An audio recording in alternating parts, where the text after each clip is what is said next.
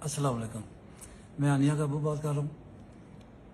आनिया ने जो बात की है, जो कह रही है डॉक्टर आमिर लियाकत से मैंने निकाह की है, कोई निकाह नहीं हुआ, कोई कुछ नहीं हुआ, मुझे कोई पता नहीं इसका। हमारे घर वो आए थे, उन्होंने हमारी हेल्प की थी आगे, तो आगे वापस चले गए थे।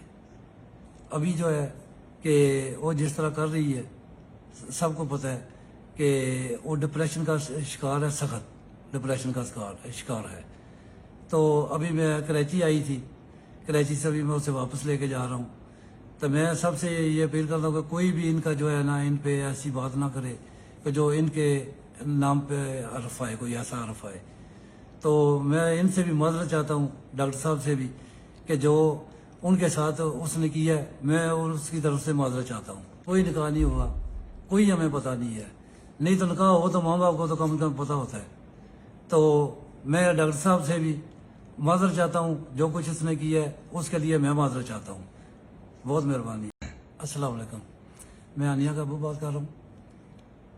आनिया ने जो बात की है, जो कह रही है डॉक्टर आमिर लियाकत से मैंने निकाह की है, कोई निकाह नहीं हुआ, कोई कुछ नहीं हुआ, मुझे कोई पता नहीं इसका। हमारे घर वो आए थे, उन्होंने हमारी हेल्प की थी आगे, तो आगे वापस चले गए थे। अभी जो है कि वो जिस तरह कर रही है, सबको पता है कि वो डिप्रेशन का शिकार है, सख्त डिप्रेशन का शिकार है। तो अभी मैं कराची आई थी, कराची से अभी मैं उसे वापस लेके जा रहा हूँ।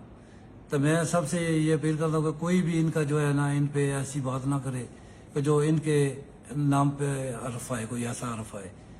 तो मैं इनसे भी मदद चाहता हूँ, डॉक्टर साहब से भी, कि जो उनके साथ उसने किया है, मैं और उसकी तरफ से मदद चाहता हूँ। कोई निकाह नहीं हुआ, कोई हमें पता नहीं है। नहीं तो निकाह हो तो माँ बाप को तो कम से कम पता होता है। तो मैं डॉक्टर साहब से भी माजर चाहता हूँ, जो कुछ इसने किया है उसके लिए मैं माजर चाहता हूँ। बहुत मेहरबानी।